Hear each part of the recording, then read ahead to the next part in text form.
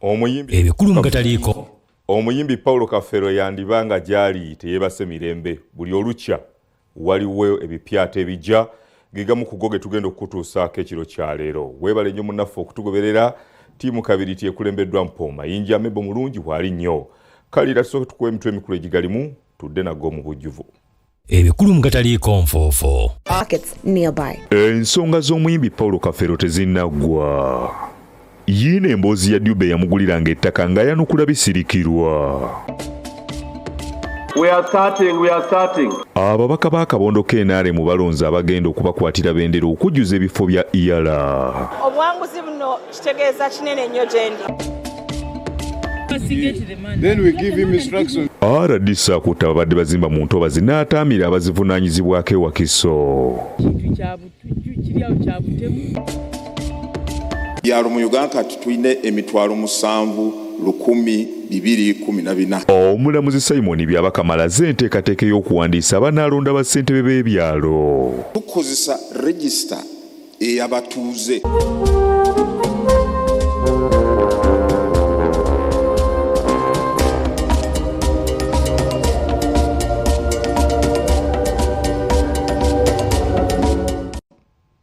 Kale tugasimbudde ne yaliko omukozi w'omuyimbi Paul Kafero ngono ye Abdulrahman Serunjo gyamanyiddwa nga Dube ayanukudde namwandu Robina bisirikirwa. Ono gwe tusanze Luweera ategeezezza nti yagulizanga omugenzi ebibanja katumulabe. Ng'ensonga z'omuyimbi Prince Joe Paul Kafero zikyatakuza abooluganda ne bannayuganda bonna emitwe tukyaliddeko Abdulrahman Serunjo gyamanyiddwa ennyo nga Dube gwe tusanze Luweero ng'ono yali muzimbi wa Kafero era nga yakuuma amaka ge Kajjansi. Dube agamba nti yasinkana Kafero ng'omuzimbi nga Edi Musaazi yabakwataganya nga Kafero yamuwa ssente n'agula ettaka e Kajjansi omwali n'akayumba mwe baasulanga mu kisenge kimu ng'ekirala basuza mu bidongo ng'ettaka eryo yaligulira mu mannya ge n'atandika okuzimba amaka agaliwo kati era nga amaka gano gaali ga mwana wa muzungu. Nakwanya omwana w'omuzungu omuyonjo nga langi y'eggirasi nawonya obuwala bubadde mu ntabaza nasuusa olumbe lw'oluvenge. Twasulanga mu nnyumba emu e Kajjansi nga nsulamu naye Kafero nga tusula mu kisenge ekimu kirimu bidongo. Era omuzungu yetwawukana okusula mu kisenge ekimu n'ayigenda mu nju ennene. Agamba nti Kafero bw'afa yagenda ewa ssente w'ekyalo mu Kiibi ne bakyusa endagaano ettaka ne lidda mu mannya ga Kafero nga yabuuza abaana ani gw'abaawa endagaano ne bamugamba nti abiwa omwana w'omuzungu nga yeebuuza engeri gye kyajjamu bw'aba Robina bisirikirwa nga yali omuganzi era omukyala wa waka nga bw'alimba ensi. N'agamba nti abaana b'omugenzi bonna abamanyi era ng'omwana Kafero gwe yasooka okutwala e Kajjansi ye Immaculate muwala wa mannyina nga wakati waali mukyala yenna. Dube abaana baabo kabeere mukyala bwe yajja nti Dube mukyala wange wuyo n'atambula naye neyegendera. Ng'ani agamba? Kafero yennyini. Ono abotodde ebyama ebyaliwo mu kulumba amaka g'omugenzi ag'e Kajjansi nga abaagalumba bagamba nti banoonya bisigala by'abafu nga waaliwo akayita olunaku lumu nga Kafero asitudde okugenda e Bungereza nga y'omu ku bamuwerekera ku kisaawe. Ye munninda kuseeseetukawo emitala w'amayanja n'enjolekera olwo lwennyini resitula amatumbi budde mu nzinda kiro. Kuba oluyimba oluwulira nti tekyaleetwa bantu kuva wala banno bennyini abandi ku lubiriizi eyabaleeta y'omu y'oyo omukyalo oyo. Agambye nti waayita olunaku lumu bisirikirwa n'agenda e Kajjansi nga yatuuka y'enyoola ng'agamba nti olubuto lugenda kuvaamu nga yatuukira mu kisenge ky'abaana era baagezaako okumufunira ku biragala nga waayita eddakiika mbale abasirikale ne batuuka nti baayaza ennyumba yonna ne batabaako kye baazuula nga bwe baatuuka mu kisenge kya Kafero baamulagira akiggule naye n'abategeeza nti ebisumuluzo nnyini byo yagenda nabyo kyokka bwe baamutiisatiisa n'aggulawo. Bwe baatuuka munda ne baggyayo ebyambalo bya Kafero ne yunifoomu ne bajjamu kombati ya Kafero kuba Kafero yali musirikale. Naddira yankazi Kafero kyaliko SM nga kisirwana ekyeru omusirikale omu n'akisawa ne batandika okwaza kintu ku kintu buli kimu bakisuula eri ne tuyingira ne batuuka mu bisenge ne baaza. Bwe tutuuka mu kisenge kya Kafeero baŋŋamba ggulawo wano. Nyama yafuba gino nyama bifaananyi. Ndo ndaba agitinkula mu bifaananyi yonna ne bakeberayo DVD ne bazikubikkula banoonya nyama y'abafu. Yeewuunya Bisirikirwa okuvayo n'agamba nti Kafeero teyalina nkwaso nga ku lwe baalumba yagamba nti olubuto lwali lwagala kuvaamu. Bisirikirwa bwe yali ayogerako ne Bukedde TV nga DNA za Kafeero zaakafuluma yasekerera abantu abakimuteekako nti yateeka eddagala eppitirivu eryasangibwa ku mulambo gwa Kafeero ng'alumiriza nti abamu ku famire baali muteekako okwagala okusirisa omuzimu. Veeyo kakati omuntu n'ogamba nti nze nayambula Kafeero mudaali ng'afudde. Pawulo nze namunaazanga, nze namwambazanga, nabeera naye. Nandibadde simwambula kyenjagala nga ndi naye. Nanganga yasika ebyuma, n'asika ebibanja. Pawulo n'atandika ng'omutuga buli kiro. Kati nga banoonya penetration. Okusika ebibanja kiki? Anti yawamba ebintu, yatunda ebintu. N'atunda ebintu bya Kafeero. Kati omuzimu gwa Kafeero nga buli kiro gutugannaŋŋanga. Kaakati ne babeerawo nga banoonya. Bayingidde batya emagombo okukola ebyawongo byabwe basirisa omuzimu. Bisirikirwa agamba nti mulombero wa Kafeero Dube aliko eddagala lyakasuka ku mulambo gwa Kafeero nti kyokka omukazi omusirikale yali amutudde okumpi n'amulaba ne balimugisaako. Muzinga Pawulo nga bamuzinga twalina omulenzi akole waka bamuyita Dube ye mwana yakasuka eddagala ku Kafeero. Waliwo akakyala akasirikale bwe kati ne kamugamba Dube jjawo eddagala eryo kikyosudde ku mukamaawo. Dube n'aswala n'akola ki? Agamba nti abafamire abamu abaali batunze emmaali ya Kafeero balina okukola kyonna ekisoboka okusiba omuzimu. Eddagala lyonna bwe liba lyali ku Pawulo eyo famire ye yaliteekako kubanga baali batya omuzimu ogwo. Bisirikirwa yagamba nti alina eddagala lyonna lye yateeka ku Kafeero n'ategeeza nti kirabika bamulanga musalaba omugenzi Ssaabasumba Dr. Cyprian Kisitolwanga gwe yali yawa Kafeero ng'agamba nti guno gwe yamuteekako. Cypriano Kizito kitaffe mu Katonda Ssaabasumba ye yaguleetera Pawulo ng'agwagala ng'agutereka mu seefu. Pawulo abaana atera okufana ngamba na butono leeta omusalaba gwange ŋŋenda nagwo ogwo guliko amaanyi ga Katonda. Dube yamwanukudde ku byeddagala nti Kafeero bwe yafa yamwambaza sapule ye. Kati nze sapuli nagitwala ku kaseera nga bazinga Pawulo. Saaliwo nga bamuzinga nasanga ggwerawo naye ng'akyali ku musuuti ye bamwambaza.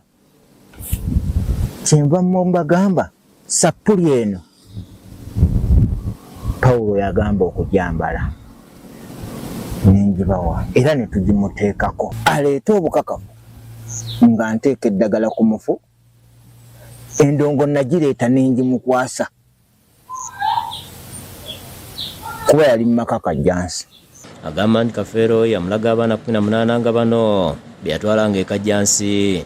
Naye nga buli mukyala ajja okukima ssente eziweerera omwana we oba obuyambi ebiseera ebisinga bajjanga awo nga bwe bakima obuyambi. Abatali baana be yabawanga bwaki. Onayita akkiriziganya n'ebyava mu DNA yakolebwa. Bano boolaba abaaleeteddwa ku luutu eno okukebera omusaayi abasinga si ba Kafeero. Baaleeteddwa okuzibikira ebiwundu ate ne bayitawo. Kuliko n'ansinga obukulu tewamulabye naye nga nsinga obukulu nga ne Kafeero yali ansinga emyaka 3 kuba ne yasembayo okussaako olugoye n'abaana be tebazze na kubakebera musaayi. Omusaayi teguzaawa. Bisirikirwa muwadde gabuwaaterezi byasobya kubanga ekiseera ky'okubisasula kituuse.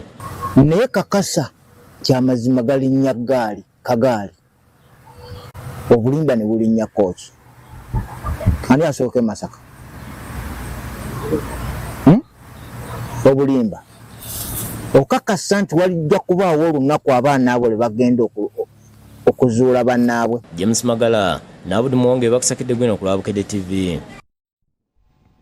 Ate ababaka ba Kabondo KNRM balonze Bangumya Fred Lwakayizi ne Stella Kiryowa okukwatira ekibiina bendera mu kalulu ak'okujjuza ebifo ebya Uganda ebibiri ebya Palamenti y'omukago gwa East Africa ebyafuuka ebikalu oluvannyuma lw'ababaka James Kakoza ne Dennis Namala okuwangula ebifo mu Palamenti ya Uganda. Ababaka era bwe batyo balonze abakulembeze ba Kabondo k'ekibiina KNRM katubirabe. abaka ba parliament ab'ekibiina ky'NRM bakedde okuŋŋaanira ku ofiisi ya pulezidenti mu Kampala okulonda abantu babiri abagenda okukwata NRM bendera mu kalulu k'okujuza ebifo bibiri ebya Uganda mu palamenti y'omukago g'obuvanjuba Africa. Ebyavamu James Kakoza ne Dennis Namala abafuka abaka mu palamenti ya Uganda. Akalulu akalala kabadde kakulonda bukulembeze bwa kabondo kaabwe. Amyuka Sinto NRM mu ggwanga Alhaji Moses Kigungu yakulembedde mu Tekatekeni era abalina abasinga babadde okubadde ne ssaabawandiisi w'ekibiina ky'NRM Richard Todongsa kuli Nampala gavumenti Dr. General Luther Achenge ng'okulonda kutandika Kigungu ase yabisimbyewo obutasuubiza balonzi bintu bye bataakole. Don't forget the people who elected you to come here. Don't forget them. Work with them and settle their problems. Buli eyeesimbyewo awaliddwa eddakiika bbiri okumaliza awaka era batandikidde okubaagala ebifo ebyayiyala. And I stand here to bring cohesion. To be in the caucus as the vice chair, we need to help our ministers.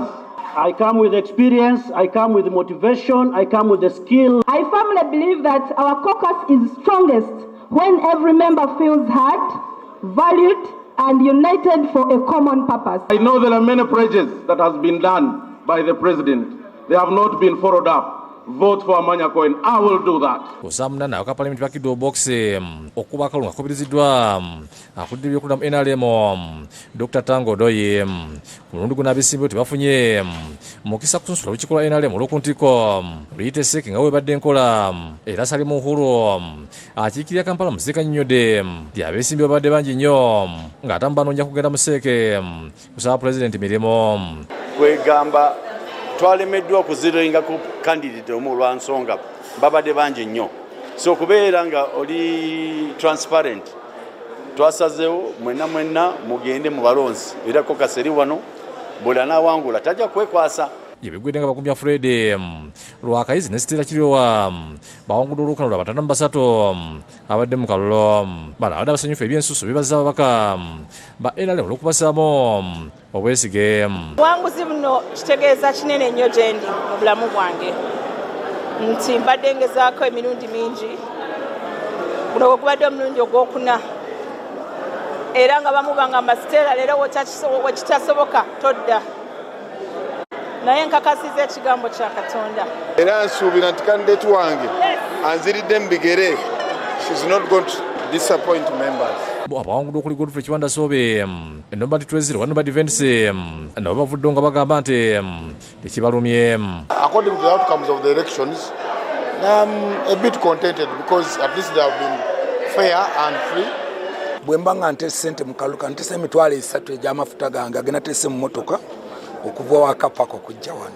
Kubasa abantu akabondo ka NRM Brenda Namukuto mbako omukyalo w'ekaliro awangudde Hope Granny nakazibwe ombako omukyalo w'embiri n'awangula ekifo ekyobuwanika olulonderike ombako wagogonyo n'awangula obwoguzi Isaac Otemigiwo mbako wapadire kaunti n'awangula ekyobumyuka bwa ssente w'akabondo ka NRM Fred Kajobe yakusakidde guno ku Lwabukedde TV. Ye RDC Wakiso atabukidde abavunaanyizibwa ku ntobazi mu disitulikiti eno olw'okusuulanga ennanga ng'abantu basaanyaawo entobazi era ng'onayagala bavunaanibwe olw'obutafaayo.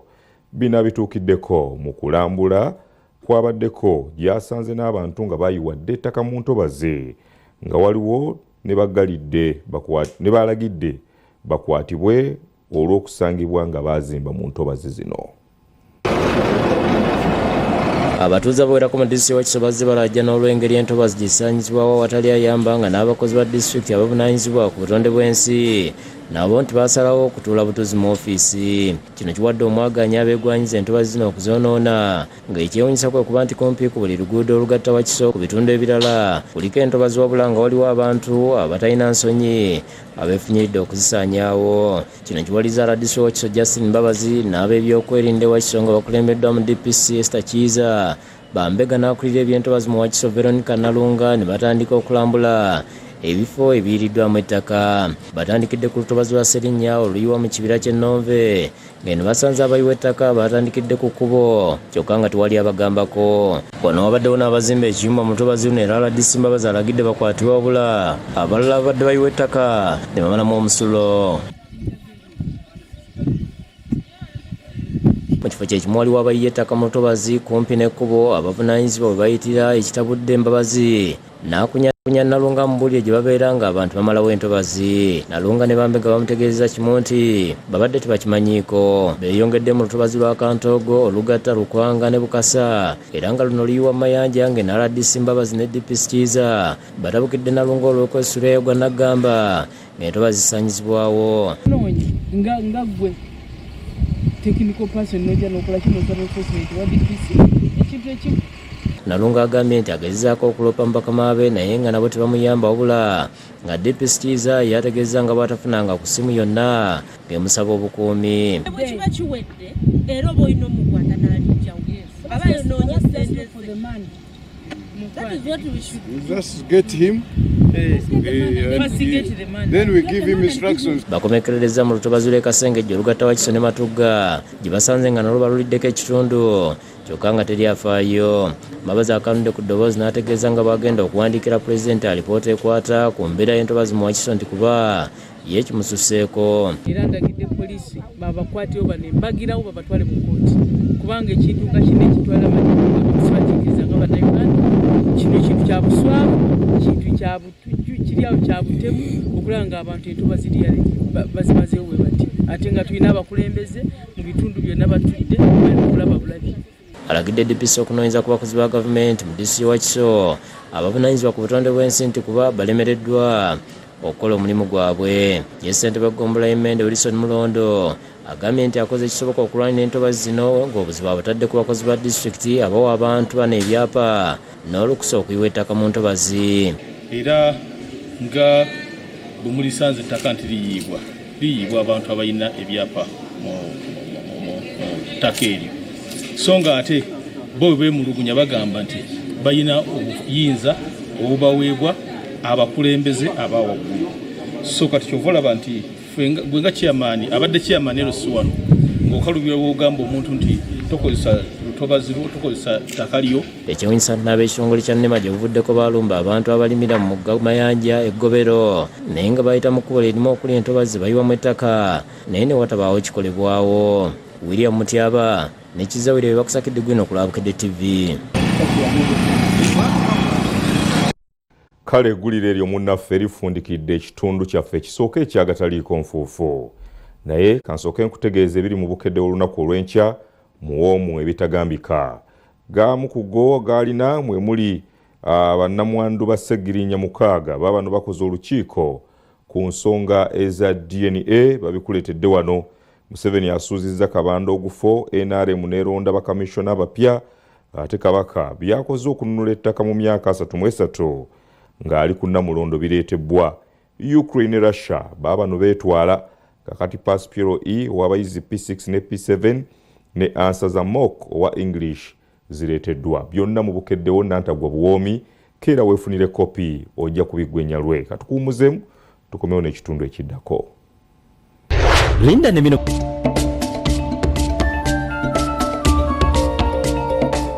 Ssentebe w'akakiiko ebyokulonda mu ggwanga omulamuzi Simon Byabakama ono ayanjudde enteekateeka ez'okuwandiisa abantu ku byalo nga be bagenda okulonda bassentebe b'ebyalo okutandika n'olunaku olw'enkya. Asinzidde mu lutikko e Lubaga mu mmisa ekulembeddwamu Ssaabasumba Paul Semwogerere.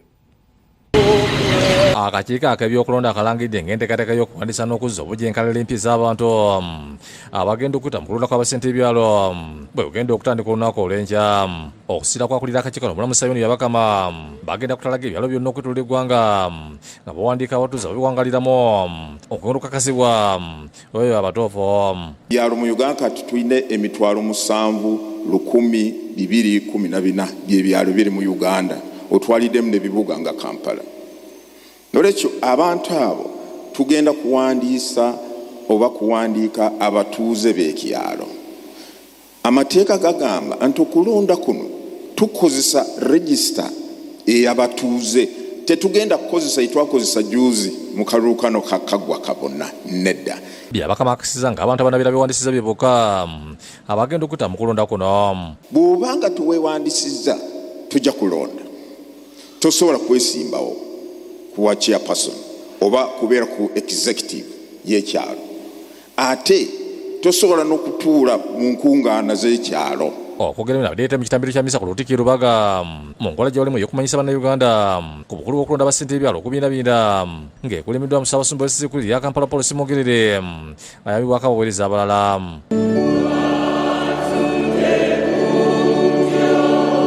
Ssaabasumba Simogerere asabye omulamuzi Byabakama anyule ku nteekateeka gye balina ng'akakiiko ku bantu abagufudde omugano mu kukyusa ebiba bivudde mu kulonda ng'abalondeddwa si babeera balangiriddwa nga buguze gweyolekera mu kulonda okutali kumu kwaliwo ku ntandikwa y'omwaka guno. Ate oluusi tuwuliddayo nti abantu badde balonze bulungi ne walwabo bayingiridde ate nga beeyita nti balinawo obuyinza ne batabula ebintu ne binyiiza ababalondeddwa babawaabira waabo. Ku nsonga eno omulamuzi Byabakama amwanukudde ng'eggwanga litambulira ku mateeka nga bwekito teryali waggulu w'amateeka nawabula abajingirizibwa okuddukira mu mbuga z'amateeka bafune obwenkanya. Njagala abategeeza ate bakakasa kintu kimu nti eggwanga lyaffe litambulira ku mateeka. Nkiddamu eggwanga lyaffe litambulira ku mateeka. Ekyokubiri tere muntu yenna ali waggulu w'amateeka. Kyova olaba nti buli mukulembeze yenna bamala okulondebwa kabeere pulezidenti asooka n'akuba ebirayiro. Byabakama alamudde ku bukulu bw'okulonda bassentebe ne yeebaza Ssaabasumba okumuwa omukisa ng'azze bannayuganda okwagala eggwanga lyabwe. Obukiiko bwe busunsulamu ani asaana okuyingira mu magye oba mu kitongole kya poliisi oba kitongole ky'abaserikale abeekomera. Akakiiko ke kalondoola nti empeereza ya gavumenti mu kyalo kyewaffe ebintu bitambula bitya.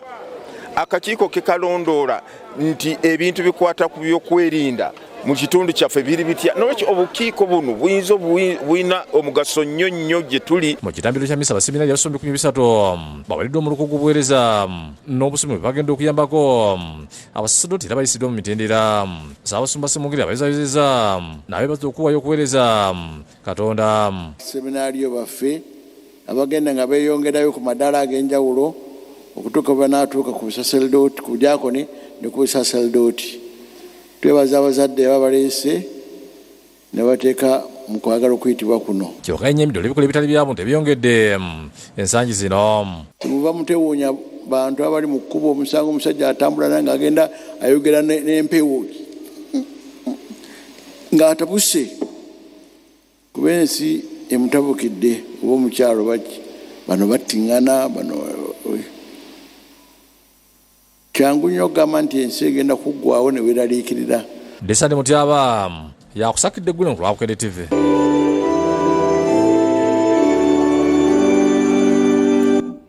Olwaleero mu mboozi zaffe ezikwata ku masaza ga Buganda nga twetegekera okujaguza amatikkira ga Ssaabasajja ag'emyaka 33 tukututte mu ssaza Buweekula.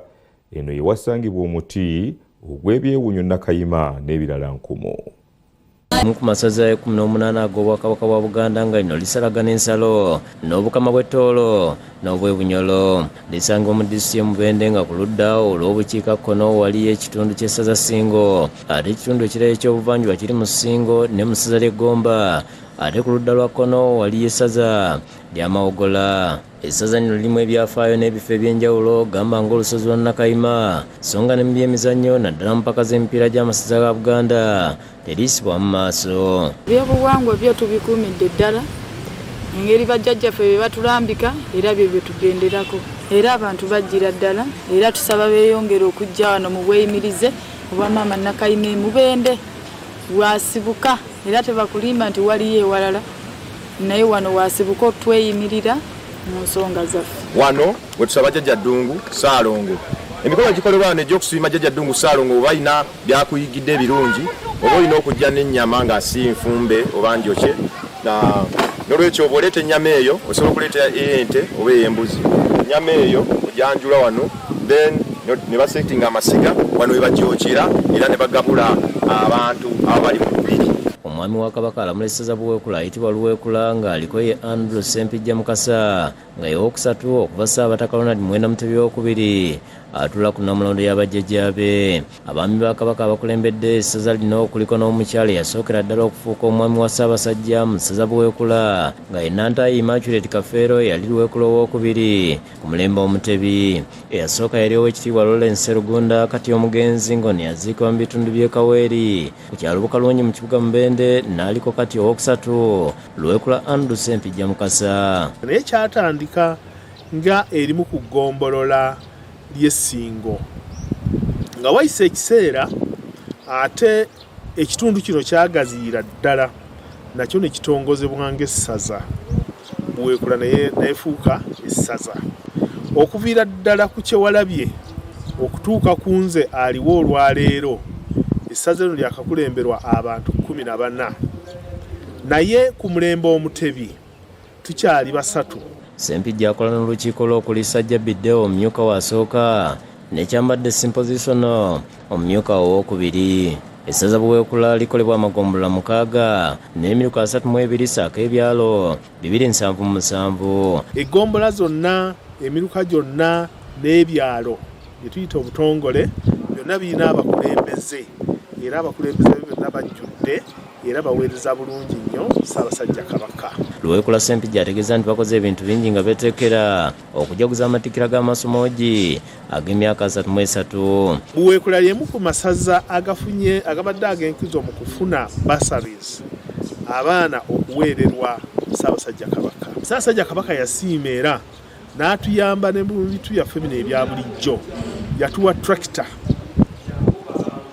eno eyambye nnyo era mwenjogerera gyeri mu ssaza eyo mu byalo ekola emirimu eyamba abalimi. Essaza Buweekula lino lirina ebyewuunyisa bingi okusinza ku Luweekula Ssempijja okugeza Nakayima omuti ogw'ebyewuunyo saako ebyobulambuzi ebirala bingi ebisikiriza abantu okugendayo.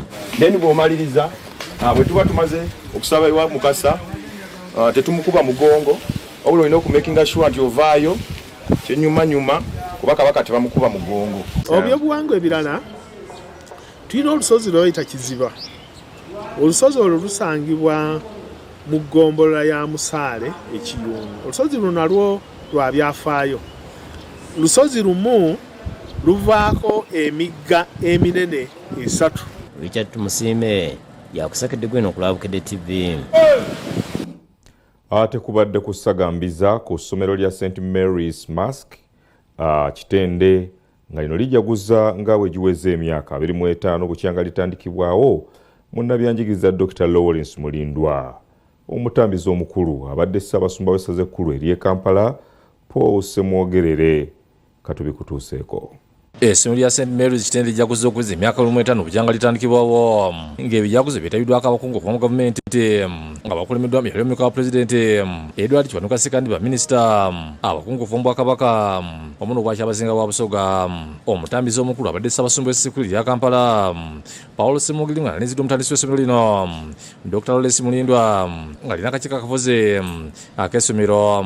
Dr. Mulindwa amukulembeddemu okumulambuza ofiisi ye ng'eno gy'atidde omukono mu kitabo ky'abagenyi. Oluvannyuma etandise n'olugero abasaserdoti abakulembeddwa mu Ssaabasumba okutuuka ateekeddwa mmisa. Mu kubuulira Ssaabasumba asiimye Dr. Mulindwa olw'enkulaakulana essomero lino bwe lituusa emyaka 15 namwebaza okujaguza emyaka gino n'ekitambiro kya mmisa.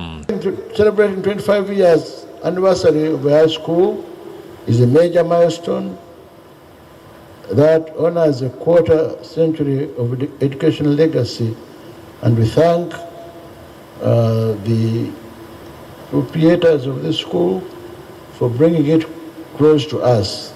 Ssaabasumba akuutidde abantu okwebaza Katonda nga balina ebirungi bye batuuse okuba yabeera emabega wa buli kirungi kye bafuna. Remember the past with gratitude. Live the present with enthusiasm. Look forward to the future with confidence. Abayizi boleseza ebitone byabwe mbadde ennyimba amazina n'emizannyo byonna byali bitambulira ku mulamwa okujja kusa emyaka 15 bukyanga essomero litandikibwawo. Minisita omubezi avunaanyizibwa ku beegase aleero Tom azaayizaayiza Dr. Mulindwa olw'emyaka essomero lino kulituuse n'ategeeza nga beeyumirizamu kuba naye abane bonna bwe baasomera. Within a space of 25 years, I have sponsored over 20 children in this school. Congratulations and merci tende. Ku lw'abannamikago Simon Sikancha ategeeza nga beeyumiriza mutindo gw'ebyenjigiriza ku ssomero lino kubaliza eryabikira amasomero agasinga mu ggwanga buli mwaka ekintu ekyongera okukakasa obuwanguzi. You not only yield good results, but you also nurture talent. Your school is an academy for very many sports disciplines. Ye Dr. Mulindwa mu kwogera kwalaze essanyu olw'emyaka 15 essomero lino gye limaze n'ategeeza nga beeyumiriza mu ttoffaala essomero lye litadde ku bonna baliiseemu ne yeebaza bonna batambudde ne mu lugendo luno. I cannot attribute this, the 25 years, either to Mulindwa or another individual in this institution. It is God. Glory be to God. Mwongere Mulindwa ategeeza nga St. Mary's bw'etakuma ku byanjigiriza wabula beekansa bw'ekituuka mu byemizannyo n'alaga abantu ebikubi bisoma ku 500 St. Mary's byezzeewangula mu paaka ez'enjawulo era n'ayogera ku kyamwaliriza okulitandika. And we didn't start as big as we are, but somebody trusting you with his child, a new school, starting in the village. This was a pure village. All these infrastructures you are seeing across, and they were not there. Asizidde ku mukulu nayingiza Ssaabasumba Ssemogerere mu kilabu ya Vipers Mutongole n'amukwasa n'ekyeki ya bukadde 30 okuva mu Dr. Mulindwa Foundation okuwagira omulimu ogw'okuzimenyiza abafaaza. Javani Kibirige yakusakidde gulu ku Lawukedi TV.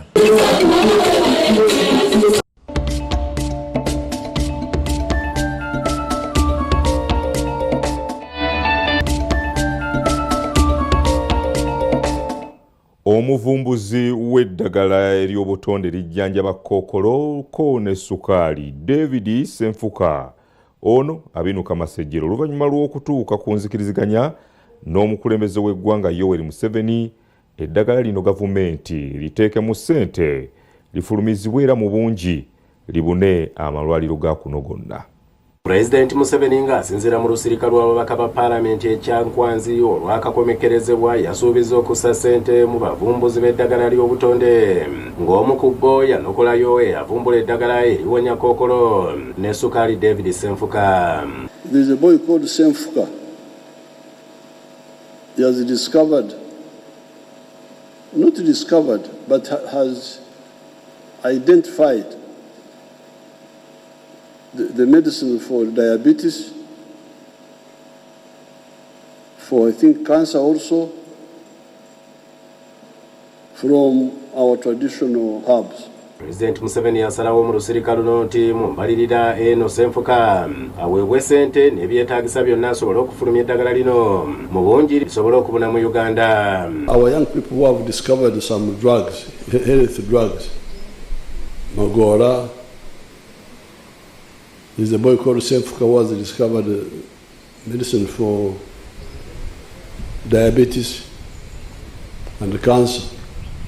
So this must be funded. Museveni okusalawo okuteeka ssente mu kufulumya eddagala ly'obutonde naddala erya Kkookolo ne ssukaali kyaddirira yali President wa America Joe Biden okusaba eddagala lino alyeddize era n'asindikako n'abasawo Abamerica ne basisinkana President Museveni ne bamusaba nabo bongere okunoonyereza ku ddagala lino era basisinkane n'abo abalikozesaako era ne bawona.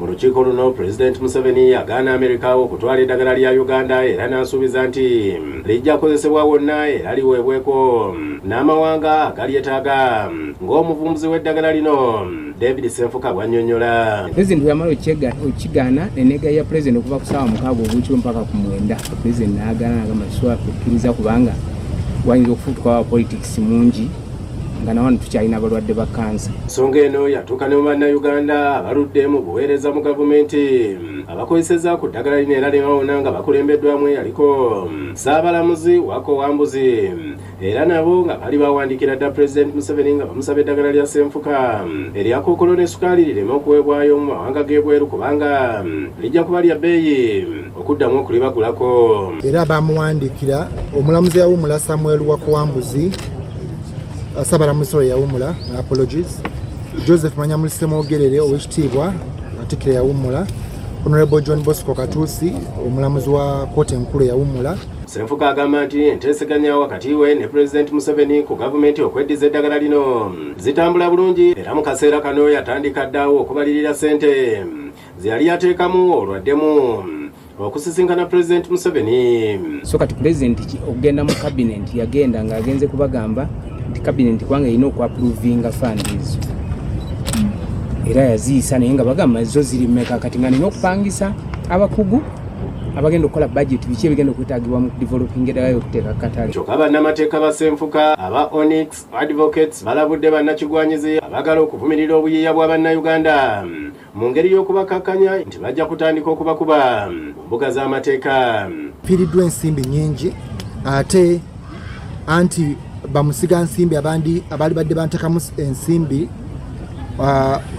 mu ddagala lyange batandika okunesulubabba. Robina Nantale yakusakidde eggulire lino ku Bukedde TV. Waliwo bamulekwa abalaajanidde ab'obuyinza okuyingira mu nsonga z'ettaka lyabwe omugagga lyayagala okubatwalako nti mu ngeri emenya amateeka. Kiddidde omugagga okusindika ekibinja ky'abavubuka ne bakoonemu ku nnyumba eziri ku ttaka lino.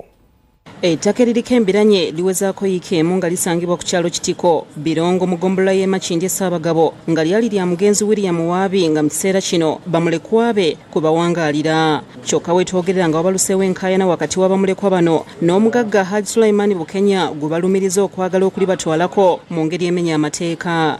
Wano wa taata wange tegeera ssebo lino ettaka lyonna oli omwana ze yatundako kiri ekitundu.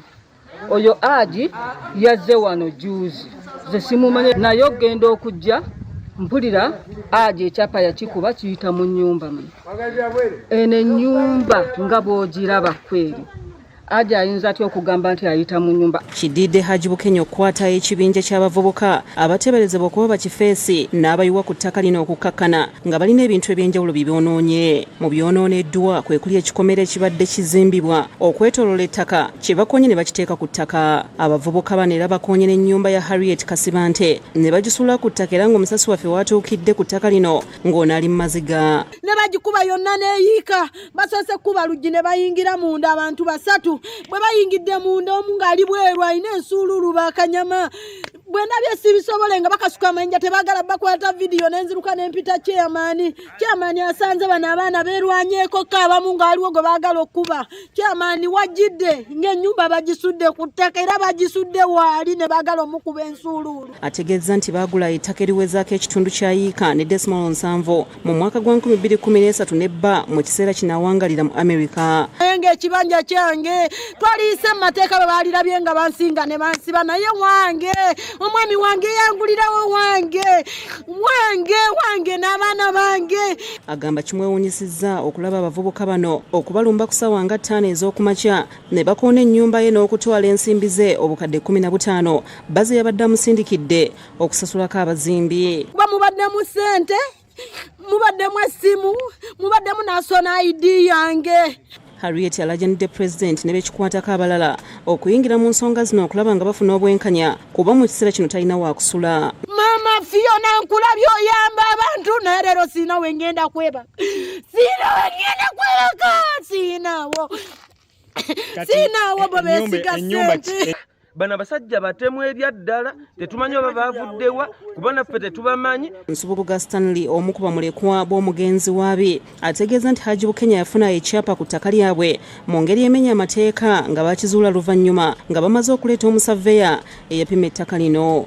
Tubeera wano twebuuza kati twagala naffe twegule tukule tutya ne tuleeta saveya okukebera wano twagenda okukebera nga ettaka mulimu ekibanja nga mulimu omuntu akiyingiddemu. Netwebuuza omuntu yayingiramu ati atawanyiza famire n'emyaka gyonna agamba wano wawe naye nga yagenda okugamba ekyo ekyapa kyagamba ne famire tekimanyiiko kuba kiyingira ne mu nyumba eri enkadde bajja gibalaga bannamawulire. So tusaba tuyambibwe. Agamba nti ensonga zino bazitwalako ku LC naye kibeewuunyisizza okulaba nga ate babaleetedde abavubuka ne babatwalaganya n'emiggo. Ne twekubira enduulu ku LC chairman ne bajja tulinako ne gundi twatulako mu nkiiko era lwa mwami nga jja tutawaanya. Mu kiseera kino ensonga zino zitwaliddwa ku poliisi y'e Kajjansi. Wabula mu kwogerako ne Haji Bukenya gwe balumiriza ku lukomo lw'essimu agambye nti ettaka eryogerwako alirinako obwannannyini n'ebiwandiiko byonna kwe yaligulira.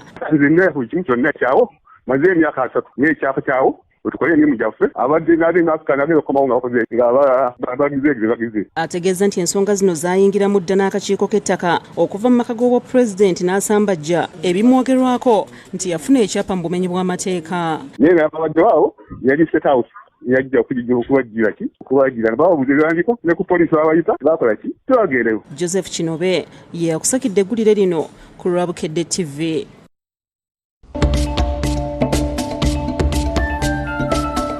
Empiira gy'amasaza ga Buganda gizzeemu olunaku olwaleero n'empiira 6 ng'egimu ku jjo.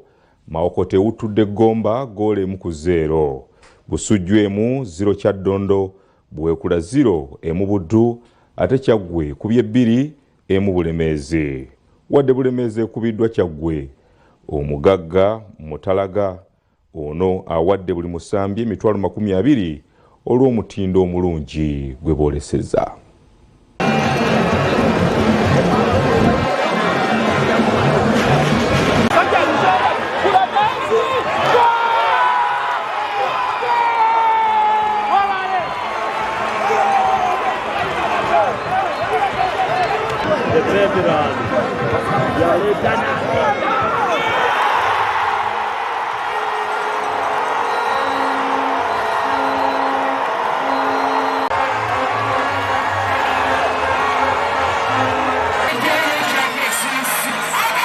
Yasooka neebaze Mukama Katonda mpulira essanyu olw'okuba nti nsobodde otwala ekyamaanyi ku temaaki n'okuyamba ttiimu yange owangula omupiira ogwaleero. Eri abawagizi baffe nze ng'omuntu nina tageti yange mu bulamu era njagala nnyo progress.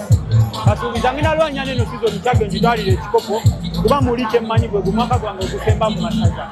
Kakasa nti bannakyagwe beeyongedde essanyu kubanga empiira egyasooka ebiriri bagiwangula. Kubiriza abannakyagwe mwenna mwongere okulaba omupiira wabula neebaza mu ngeri ey'enjawulo abazannyi baffe. Moses Lumala awangudde eza Sprint Championship ng'ono aziwangulidde mu ddakiika 8 ne sekonda 9 egaluga.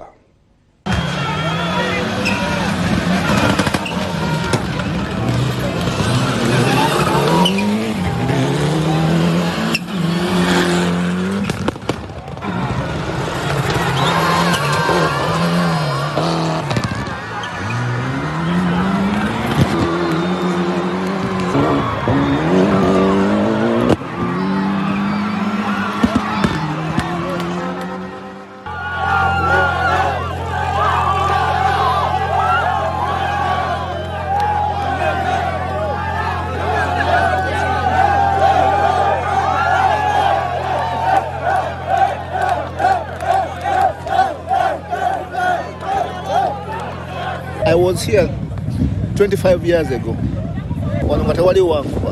Even the best buggy in Africa, the best buggy.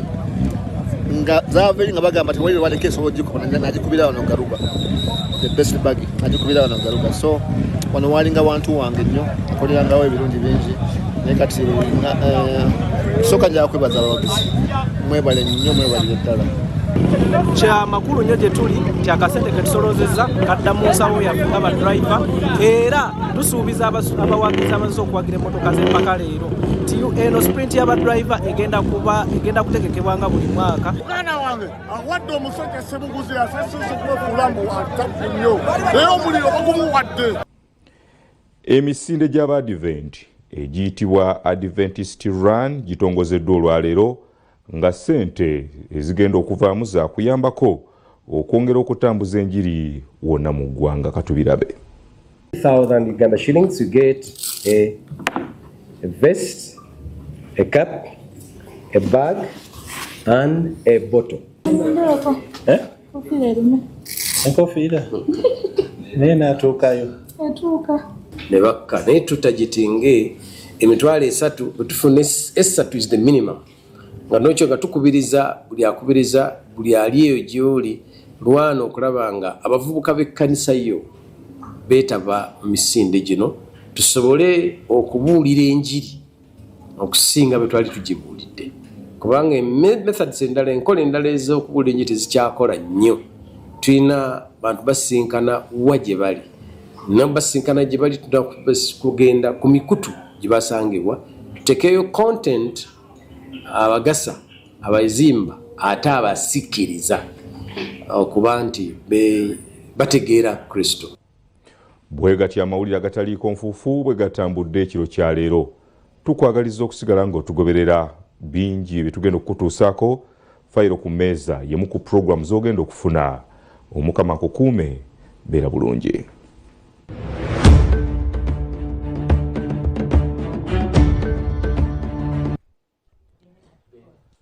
Tiimu Kabiriiti eggumidde bulungi. Tukuddiramu amawulire agataliiko nfuufu ge twakuwadde ekiro kya jjo.